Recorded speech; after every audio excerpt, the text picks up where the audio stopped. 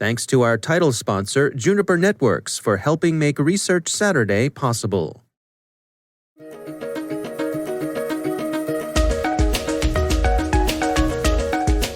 Hello, everyone, and welcome to the CyberWire's Research Saturday. I'm Dave Bittner, and this is our weekly conversation with researchers and analysts tracking down threats and vulnerabilities, solving some of the hard problems of protecting ourselves in a rapidly evolving cyberspace. Thanks for joining us.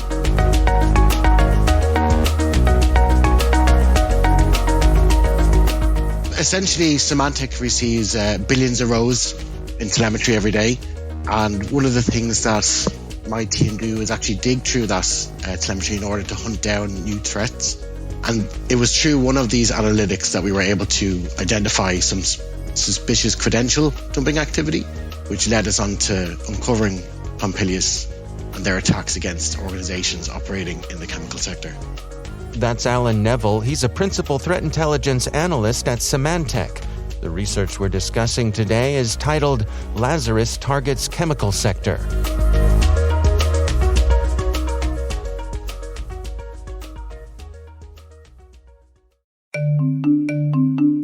Juniper Connected Security helps organizations build threat-aware networks that extend security to every point of connection across the network. To learn more, visit juniper.net/security or connect with Juniper on Twitter or Facebook. That's juniper.net/security.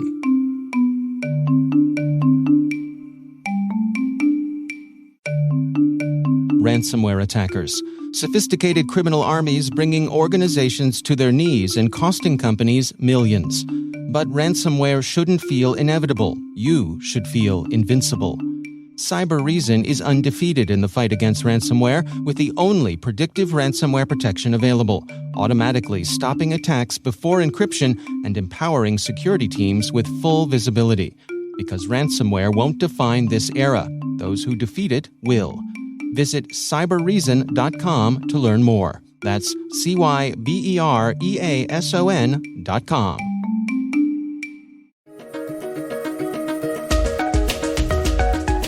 Well, before we dig into the details here, this centers around the Lazarus Group, which is out of North Korea. Can you give us a little bit of the background on them?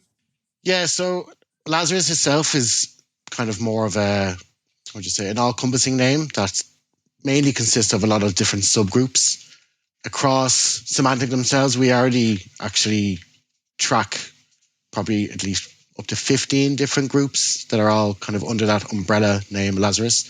And Lazarus was originally the name that was known as Hidden Cobra, which was used by the US government. Essentially, there's many of these different subgroups. We've split them out based on some of the separate activity that we actually track across Symantec. So we would have groups that we'd associate with North Korea, like Bluet or Ballworm, for etc. Which, for example, let's say Bluet, they would target individuals in South Korea using threats like Eagle Boss, mainly executives doing their business or working in South Korea. Ballworm, for example, is another group that we track where they had previously hijacked software updates in order to install their malware. We had Cloverworm, which we've also published on in the past. This was essentially an espionage effort by North Korea, where they were involved in financially motivated attacks against crypto mining or crypto organizations. And some considered these groups known as like Springtail, one and the same. But when we start digging into that activity for Cloverworm, we kind of split that out into two different groups. So it's somewhat confusing in terms of where lots of different vendors track all this subset of activity under different names. And Lazarus has essentially become one of these umbrella terms which kind of encapsulates all of North Korean activity. And as you mentioned, your team is tracking this particular group as the name Pompilius, is that right? Pompilius, yeah. That's the group that we've dubbed for this particular set of activity. And so this starts out with a continuation of Lazarus's technique that is referred to as Operation Dream Job. Yeah, so Dream Jobs is quite interesting. There's actually been quite a bit of reporting about this over the last several years. It was first published by our colleagues in ESET in a blog around June 2020, where they specifically detailed a campaign which attacked defense and aerospace companies in Europe and the Middle East between like September and I think it was December 2019. And in that campaign, which they named Interception, made use of social engineering and relied on like a modular malware to collect and perform reconnaissance on targeted networks. At that time, according to ESES, the attackers made initial contact with their targets through LinkedIn. The attackers themselves had been creating profiles impersonating HR recruiters from international companies in the defense sector and aerospace sectors, and they used these copycat profiles to send job offers to their targets. And for any of those who may have showed interest in those jobs, they would then eventually send them like a password-protected archive, which is either sent directly to them via email or may have a link to like one of those cloud providers like OneDrive to install their malware. And then later, I suppose in 2020, McAfee also documented a similar campaign. They released a blog where they detailed the malicious documents that were being sent to the individuals related to legitimate job offers at leading defense contractors. All of the organizations that were detailed in that blog had active defense contracts of varying sizes and scope, all with the US government.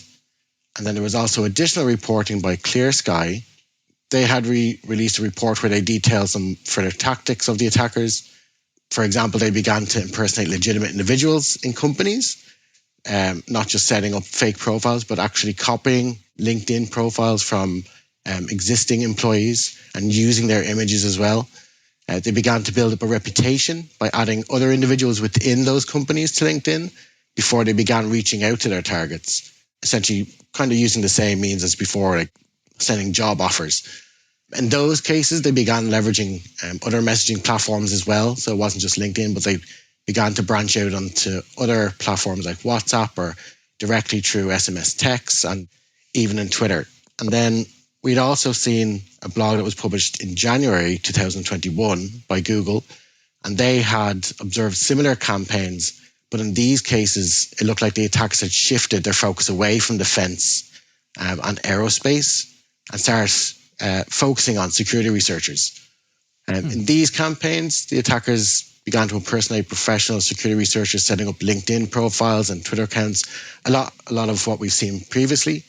But they even went as far as starting to create blogs, publishing articles on exploit vulnerability research in an attempt to build up that reputation. One stage, they even created fake YouTube videos, supposedly demonstrating a zero-day exploit against Windows Defender. This was later proven to be fake. They had used these types of tactics as a means to build up a reputation. And then using that reputation would begin to reach out to other security researchers and begin to ask them would they like to collaborate on some vulnerability research, to the point where they would send them a Visual Studios project, which would essentially install some malware onto the security researchers' machines. Well, let's dig into this particular campaign. What were you tracking here? During this time, we had obviously been keeping track of all this activity, which we then began tracking as a separate group because it looked like very kind of unique characteristics in terms of some of the tactics and tools that the group were using. And around late, I suppose, 2021, we began observing a shift in some of the targeting by the actors, whereby they began to focus on healthcare and pharmaceutical sectors initially, retaining access in some of those organizations for up to several months. Similar to what we'd previously reported, we've observed the attackers leveraging various social media platforms, sending malicious documents with lures related to pharma and job offers, and identified potentially new undocumented vector as well, whereby the attackers were installing their tools via legitimate system management software tools to spread across the networks. We'd also observed the attackers targeting financial organizations that were heavy into cryptocurrency as well. As we continued to monitor the group into 2021 and then later into 2022, we noticed a second shift in their targeting, whereby they began to set their sights on organizations operating in the information technology sector, which included web hosting companies, some small-time registrars, and we'd also seen some IT support contractors as well. And then at a later stage, we start seeing a shift towards conglomerates. We believe that they had targeted these organizations in the IT sectors initially to build out some of their infrastructure The majority of their command and control servers that they use are compromised websites, so it kind of makes sense for them to go after those organizations. However, there was another theory as well that they were likely targeting these organizations as a means to get access to other organizations of interest, essentially, I suppose, performing a supply chain attack. And we noticed some of the other victims around that time were partnered with some of those IT contractors. In terms of the chemical targeting, as we began to, I suppose, dig into those conglomerates, we had noticed that majority of those victims actually operated within the chemical sector, specifically the machines that Lazarus were targeting at the time. All were related to machines that were being used to conduct research in the chemical sector, specifically around some projects that were being worked on in collaboration with different organizations. The research that you all have posted here includes a case study, what you tracked from an organization in the chemical sector. Can we go through that together, get some insights as to how Lazarus went about this? Yeah, so in the recent victim that we described in the blog, we'd seen the victim themselves were operating in the chemical sector. They were part of a conglomerate. We believe that they had been initially sent some malicious emails that contained links to a remote site, and the user that they had targeted essentially had opened the email, clicked the link, which in turn was able to download and install a malicious DLL file onto their machine, which essentially gave the actors a backdoor access. So once that backdoor was installed and executed, it was used to download a second stage payload, which the attackers were able to leverage, and that gave them the ability to be able to execute arbitrary commands that were all being executed in memory. And they were able to use that access to install additional tools, potentially steal information from the infected machine itself. And in multiple cases where we observed them installing these tools, we had seen them leveraging Trojanized versions of legitimate projects like compression libraries. In some instances, we had seen them using system management software to install some of their backdoors on other machines once they gained that initial access. And again, that's probably all likely just to try remain under the radar for as long as possible within those organizations. And I suppose after the attackers had gained that access, one of the first things we seen them do was obviously start to collect credentials to assist in that lateral movement. The attackers then began creating multiple scheduled tasks to ensure persistence as a means to run commands. They were leveraging batch files to do this in those cases. And we also observed them installing older versions of, I think we'd seen Bitdefender, which had software that was vulnerable to remote code execution vulnerabilities, which again was likely to allow them to execute arbitrary commands on harder to reach systems.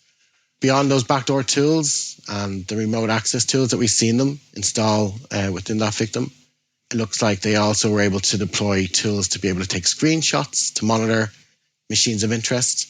And this tool would take screenshots of browse web pages every 10 seconds and send those images back to the attackers. Now, by what means were they ultimately detected? The cases where these were initially detected, it was all through the analytics that our team actually developed. So like that, we collect billions of rows of telemetry that are submitted to Symantec every day. As part of that threat hunting effort that we actually do, one of those approaches that we use would be to design a lot of these analytics to identify the suspicious attack behavior. It's usually through those that we were able to identify, and in this case, this is what we were actually able to find. We were able to identify some suspicious credential dumping activity that was identified through those analytics. And so what are your recommendations in terms of protection and mitigation? How can folks best prevent this? For recommendations for protection, I'd obviously, first thing I'd actually recommend would be adopting a defense in depth strategy. So that would be using like multiple detections and protection technologies, essentially to try mitigate risks at all point of the potential attack chain. I'd also recommend leveraging two-factor authentication where possible. And generally, this would be a good thing to do to help limit the usefulness of any compromised credentials. Standard things like restricting remote desktop protocol access or any other tools that can enable remote desktop access. Monitor any system management software that may be leveraged within your organization to ensure you have visibility of what's being delivered to your endpoints. And then also things like enabling logging of PowerShell and dual-use tool usage as well. I'd also recommend working with your own security teams and security vendors, review the protection information that's available, shared to our blog or shared to our other colleagues as well, to ensure all the steps have been taken to detect and block this type of activity across your organization. Now, is your sense that the primary goal here was espionage as opposed to, because we're dealing with the chemical sector, as opposed to, getting into industrial control systems, those kinds of things? Yeah, as we began to dig into some of those recent victims, we quickly realized the attackers were clearly interested in chemical research. The organizations where we actually observed the attackers gaining access to, we were able to quickly identify that those victims had working relationships with each other, and we could see them specifically seeking out research materials, in these cases related to epoxy research that the organizations were collaborating on. And what was pretty interesting about epoxy research, it's not just glue at the end of the day. It actually has many other practical uses, among some of them being solid-state fuels. As we know, North Korea have ramped up their missile testing since the beginning of 2022. And we believe it's likely due to the sanctions that have been imposed in the country, the fact they've been excluded from that wider scientific community. They're beginning to resort to stealing that type of research and intellectual property to further their own either nuclear programs or interests. What's also interesting about this is we've also seen other North Korean groups as well targeting the chemical sector for similar research recently. This is a group that we've known or that we track, and we've also published on in the past, known as Stonefly. And at that time, they had been targeting, again, conglomerates, again, involved in research around super alloys, specifically used for heat shielding. And it appears to be some sort of directive of theirs to collect this type of information.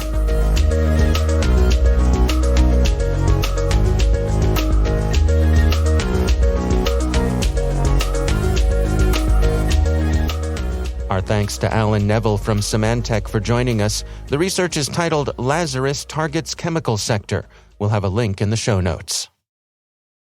Thanks to Juniper Networks for sponsoring our show. You can learn more at juniper.net/security or connect with them on Twitter or Facebook. Thanks to Cyber Reason for their sponsorship. Ransomware shouldn't feel inevitable. You should feel invincible. Cyber Reason is undefeated against ransomware with the only predictive ransomware protection available. It's the ultimate defense against ransomware. Visit cyberreason.com to learn more. The CyberWire podcast is proudly produced in Maryland out of the startup studios of Data Tribe, where they're co-building the next generation of cybersecurity teams and technologies. Our amazing CyberWire team is Rachel Gelfand, Liz Irvin, Elliot Peltzman, Trey Hester, Brandon Karpf, Eliana White, Paru Prakash, Justin Sabi, Tim Nodar, Joe Kerrigan, Carol Terrio, Ben Yellen, Nick Valecki, Gina Johnson, Bennett Moe, Chris Russell, John Petrick, Jennifer Iben, Rick Howard, Peter Kilpie, and I'm Dave Bittner. Thanks for listening. We'll see you back here next week.